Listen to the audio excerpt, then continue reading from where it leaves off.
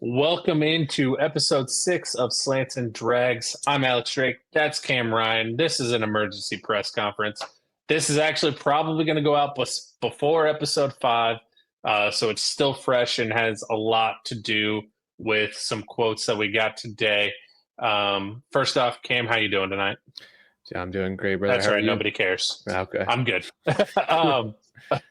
For anybody who has followed Cam and myself, but mainly me, I was a Marcus Satterfield.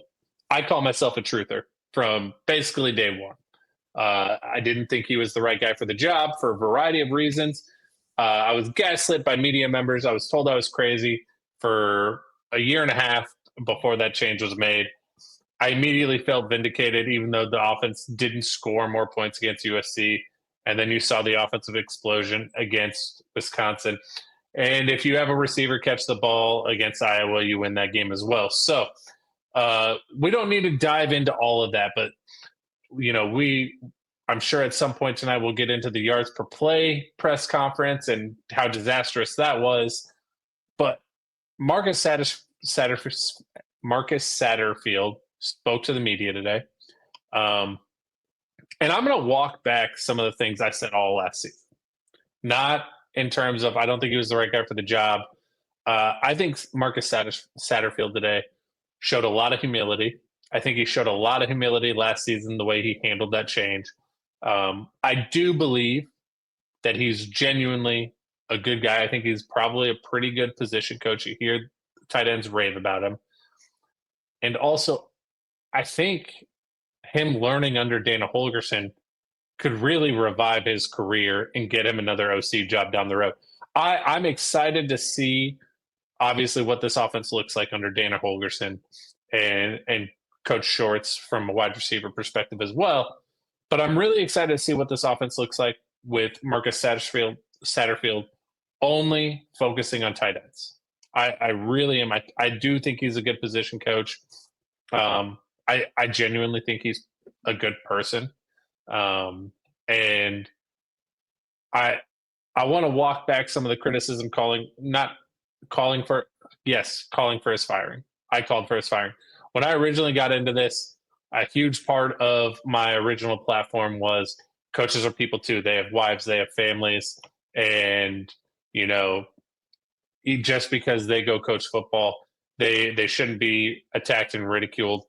And while I believe that is true to an extent, I also believe if you are making top 25 salary at your job, you should provide better results than what we got.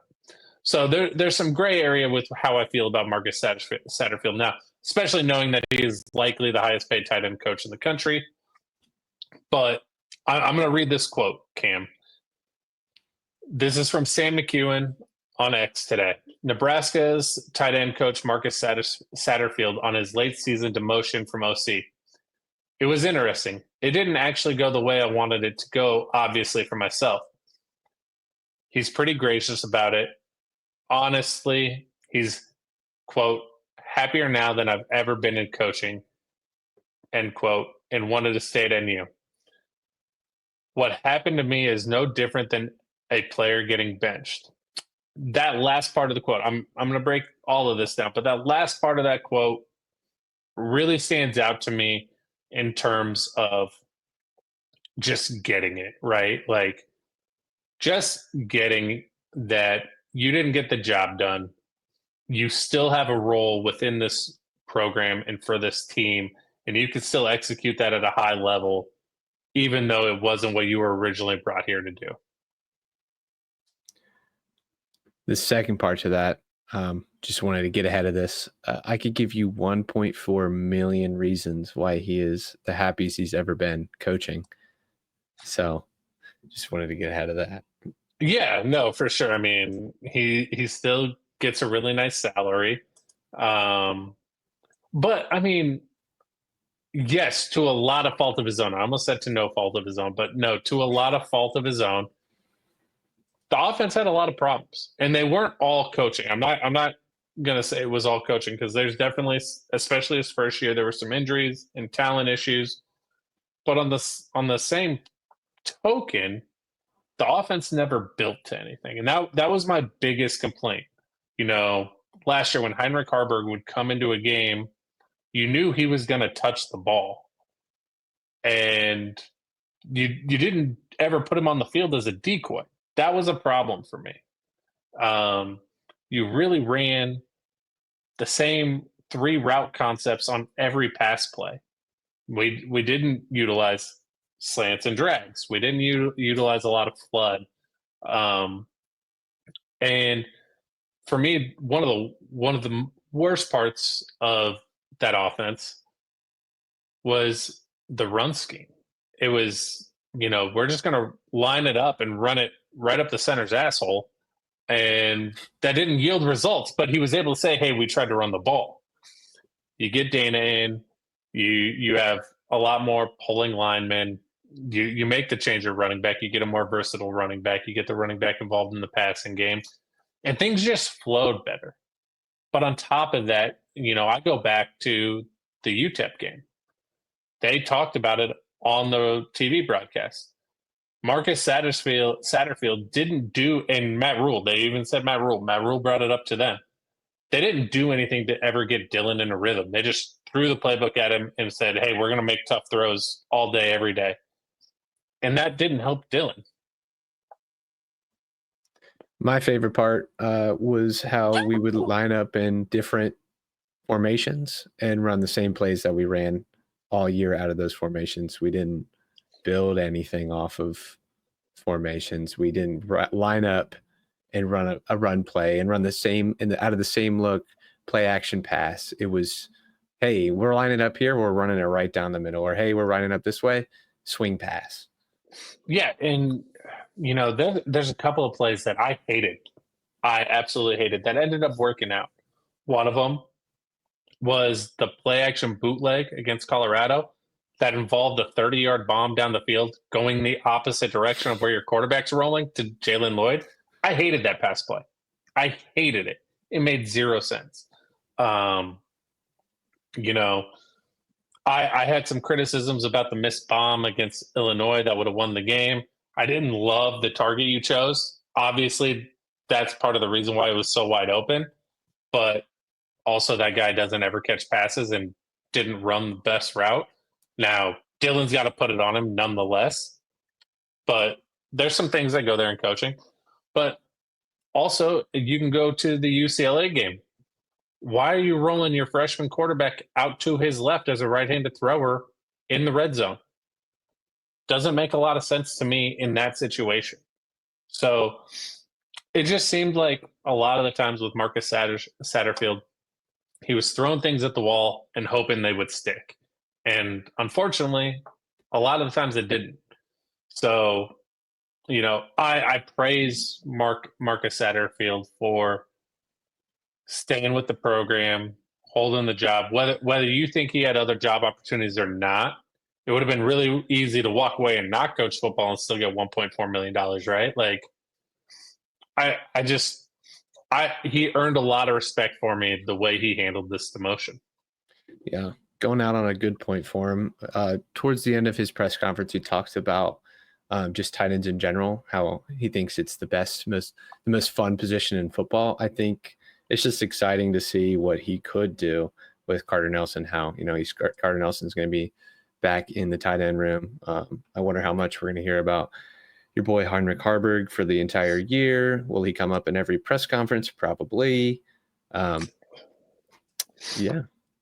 I mean, Heinrich Harburg does have the best speed out of all the tight ends and linebackers right now. No, but to your point, and to Sam McEwen's point, Marcus Satterfield does seem, I don't know if I want to use the word rejuvenated, but that's the word I'm going to use. Like, he seems refreshed and totally re-engaged. The world doesn't seem to be bearing down on him. He's not going to have to answer the question about what is your target goal for yards per play. He can just focus on fitting his position into the scheme. And I think for the first time in Matt Rule's tenure at Nebraska, you're going to have a true scheme designed across the board. It's not going to be like, hey, we have to run the ball X amount of times. We don't care how we do it. We got to get big plays in the passing game, so we're just going to run go routes and try and hit a back shoulder throw. Like one of my criticisms of Dylan last year, and part of it was how the offense was built, part of it was how the receivers got open, all of that, was we didn't get a lot of yak last year. We did not get hardly any yards after catch, run after catch, whatever you want to say. So I'm looking forward to how does Dana create that? You know, some of it's going to be Ja'Cory Barney, but a lot of it is just going to be you're going to have crossing routes, you're going to have mesh, you're going to have flood, all these things that are short passes where Dylan can put it on in stride, and the other routes actually funnel to create a lane. They funnel into blocking schemes that create a lane. That is just something that Dana's been great at his entire career, and I think that's something that's where you get the most big plays. It's not just throwing the deep ball. It is, you know, quick hitters, and you get it to a guy like Isaiah Mosey, Ja'Cory Barney, Cortez Mills in some cases, maybe even Dane Key, Naziah Hunter, all these guys. You get it to them in a mismatch where they make a guy miss and then they take off. That's where you get a lot of that. And then when you hit those consistently, Cam, that's where the deep ball opens up. Being able to get some yak without doing wide receiver swing passes might have me in tears on Saturday evenings.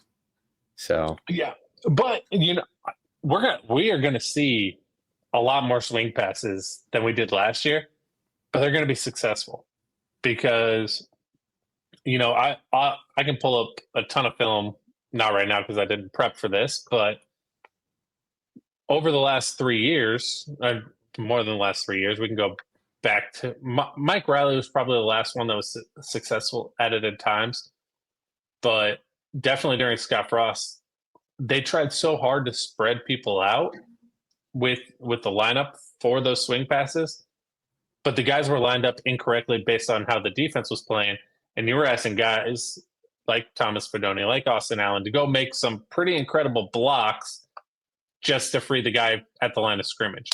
So I think you're going to see a better design pre-snap to create those lanes for those bubble screens and those tunnel screens. You know what else that opens up, right? Our favorite. The wheels. Yep. Yeah, wheel routes. You got double moves. I mean, you're gonna see a ton of stick routes this year, I think, and eventually they're gonna hit a double move. So, you know, I'm super excited about this team this year, more so than I have been in a long time. I'm really excited to see the defensive changes because the defensive side of the ball, they've talked about how they want to create chaos, force more turnovers, which will be a nice change from Tony White's defense, even though Tony White's defense was phenomenal. I do want to see more turnovers. That's really what separates you from being some of the best, right? But on the flip side, I'm super excited about just having an offense that I'm going to feel comfortable with the ability to score the ball. Like up until Wisconsin, I don't believe Matt Rule had won a game where the opponent scored 17 or more at Nebraska. Yeah, watching a shift where we know once we give up 14 points that it's going to be very hard for us to win the game to maybe we have to win the game on offense will be definitely a very interesting change over the last couple of years. Yeah, I mean that's huge. You got to be able to pull all of that off.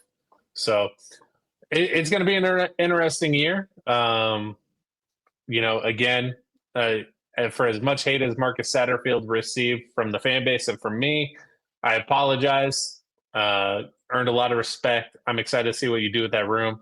Really excited to see what Dana Holgorsen does and what kind of guidance you can give him along the way. So thanks for listening, everybody. We'll get this out as quickly as possible. And, you know, like I said, this is episode 6. It might drop before episode 5 just so it's fresh. And then we will catch you next week. Thanks for listening. Make sure to like and subscribe on YouTube. And we'll catch you next time. Go Big Red.